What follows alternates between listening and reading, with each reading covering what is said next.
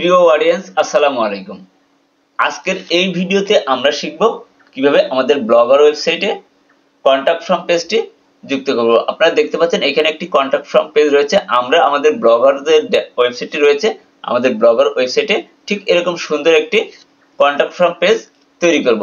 আমরা কিন্তু গত পর্বের ভিডিওতে কিভাবে অ্যাবাউট আস পেজ, কন্টাক্ট আস এবং প্রাইভেসি পেজগুলো তৈরি করতে হয় সেটি কিন্তু দেখিয়েছিলাম।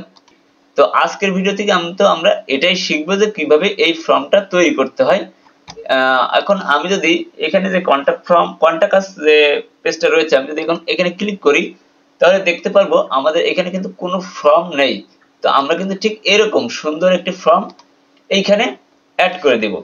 তো এর জন্য আমরা কি করব, সর্বপ্রথম আমরা আমাদের ব্লগারের যে ড্যাশবোর্ড রয়েছে, ব্লগার ড্যাশবোর্ডে চলে আসবো। আসার পর এইখান থেকে লেআউট, এই যে দেখতে পাচ্ছেন লেআউট নামে যে বাটনটি রয়েছে, এই লেআউট বাটনের উপর ক্লিক করে দেব। দেওয়ার পর আমরা এখান থেকে নিচের দিকে স্ক্রল করে চলে আসবো। আসার পরে এইখান থেকে সাইড বার দেখতে পাচ্ছেন, এই সাইড বারের পাশে দেখতে পাচ্ছেন অ্যাড এ গেজেট, এই অ্যাড এ গেজেটের উপর ক্লিক করে দেব। দেওয়ার পর এইখান থেকে আমরা একটি ফর্ম যুক্ত করব,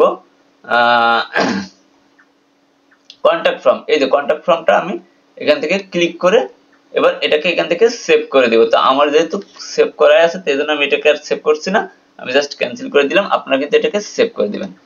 তো দেওয়ার পর এখানে আমাদের কাজ শেষ। এবার আমরা চলে যাব থিমের মধ্যে। এই যে থিম বাটনটি দেখতে পাচ্ছেন, এখান থেকে আমরা এই থিম বাটনের উপর ক্লিক করব। ক্লিক করার পর এই যে দেখতে পাচ্ছেন কাস্টমাইজ, এই যে দেখতে পাচ্ছেন কাস্টমাইজ, দেখুন এই কাস্টমাইজের উপর ক্লিক করে দিতে হবে। ক্লিক করে দেওয়ার পর এইখানে এই যে বাম সাইডে দেখতে পাচ্ছেন ব্যাকগ্রাউন্ড, তারপর নিচের দিকে দেখতে পাচ্ছেন অ্যাডভান্স, এই যে অ্যাডভান্স বাটনটি দেখতে পাচ্ছেন, এই অ্যাডভান্স বাটনের উপর ক্লিক করে দিতে হবে। ক্লিক করার পর এইখান থেকে মেইন আইকনের বা এখানে অন্য কিছু থাকতে পারে, তো এখানে এই যে বাটনটি রয়েছে, এই যে দেখতে পাচ্ছেন একটি বাটন, এখানে এই বাটনের উপর ক্লিক করে দিবেন। ক্লিক করার পর এখান থেকে নিচের দিকে একেবারে নিচের দিকে চলে আসবেন। আসার পর অ্যাড সিএসএস এইখানে ক্লিক করে দিতে হবে। এবার এইখানে আমাকে একটি সিএসএস কোড যুক্ত করতে হবে। তো এখন আমি সেই কোডটি এখানে পেস্ট করে দিচ্ছি। এখন এই কোডটি আমি এখানে পেস্ট করে দিলাম। আর এই কোডগুলো আপনারা কোথায় পাবেন, আমি এই ভিডিও ডেসক্রিপশন বক্সে একটি লিংক দিয়ে রাখবো। সেই লিংকে ক্লিক করলে আপনাদের সামনে একটি ওয়েবসাইট চলে আসবে। সিএসএস কোড বা ডাউনলোড কোড নামে একটি বাটন দেখতে পাবেন। সেই বাটনে ক্লিক করে আপনারা এই কোডগুলোকে ডাউনলোড করে নেবেন। তো প্রথম এইখানে অ্যাড সিএসএস, এইখানে কিন্তু আপনাকে যে ফার্স্ট যে কোডটি থাকবে সেই কোডটা কিন্তু এইখানে বসাতে হবে।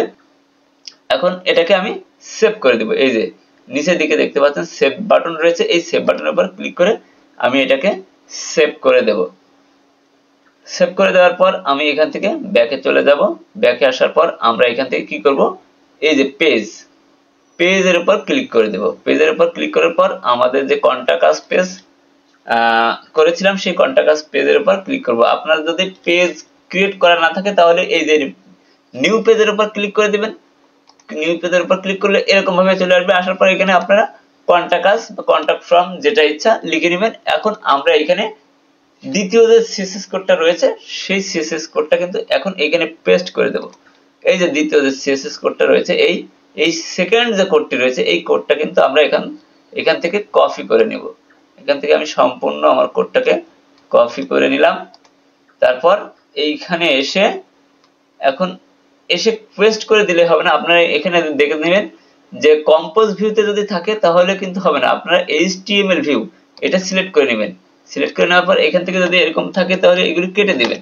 দেওয়ার পর সেই কোডটাকে এখানে পেস্ট করে দিবেন। পেস্ট করে দেওয়ার পর এটাকে আপডেট, যেহেতু আমার আগেই করা ছিল তাই আমি আপডেট করে দিচ্ছি। আর আপনারা যদি নতুন করেন সেখানে এখানে পাবলিশ লেখা থাকবে। তো আমি এটাকে আপডেট করে দিলাম। আপডেট করে দেওয়ার পর এইখান থেকে আমি ব্যাকে চলে আসব। আসার পর এইখান থেকে আমি এই লিংকটাকে এখন কপি করে নেব। এখন এই লিংকটাকে কপি করে নিলাম। নেওয়ার পর চলে যাব আবারও লেআউটে চলে আসলাম। আসার পর এইখান থেকে আমরা আমাদের যে মেনু রয়েছে সেই মেনুতে চলে যাব। একেবারে নিচের দিকে এই যে লার্ন মোডের উপর ক্লিক করে দেব। ক্লিক করার পর আমাদের যে অ্যাবাউট আস পেজের যে ইটা ছিল সেটা এখানে আমরা পেস্ট করে দেব। আমাদের এটা কিন্তু করাই আছে, তো আপনারা এখান থেকে লিংকটাকে এখানে বসিয়ে দিয়ে সেভ করে দিবেন। সেভ করে দেওয়ার পর আমি যদি এখন এটাকে রিলোড করি তাহলে দেখতে পাবো যে আমাদের সেই কন্টাক্ট ফর্ম পেজটা কিন্তু এখানে যুক্ত হয়ে গিয়েছে। দেখুন আমাদের পেজটি কিন্তু এখানে চলে আসছে। এখন কেউ যদি আমার সাথে কন্টাক্ট করে বা আপনার সাথে কন্টাক্ট করে, আপনার ব্লগ আর ওয়েবসাইটে যখনই এই কন্টাক্ট ফর্ম পেজটি যুক্ত করবেন তখন কেউ যদি আপনার সাথে যোগাযোগ করতে চায় তাহলে সে প্রথমেই এখানে নাম, এই বক্সে সে তার নাম লিখবে, ইমেল অ্যাড্রেস এই বক্সে সে তার ইমেল অ্যাড্রেসটি লিখবে এবং মেসেজের বক্সে সে কি আপনার সাথে শেয়ার করতে চায় সেটি লিখবে। লেখার পরে সেন্ড বাটনে যখনই ক্লিক করবে তখনই আপনার কাছে একটি মেল চলে আসবে। তো এইভাবে খুব সহজে কিন্তু আপনি চাইলে আপনার ব্লগ ওয়েবসাইটে এই কন্টাক্ট ফর্ম পেজ যুক্ত করতে পারবেন।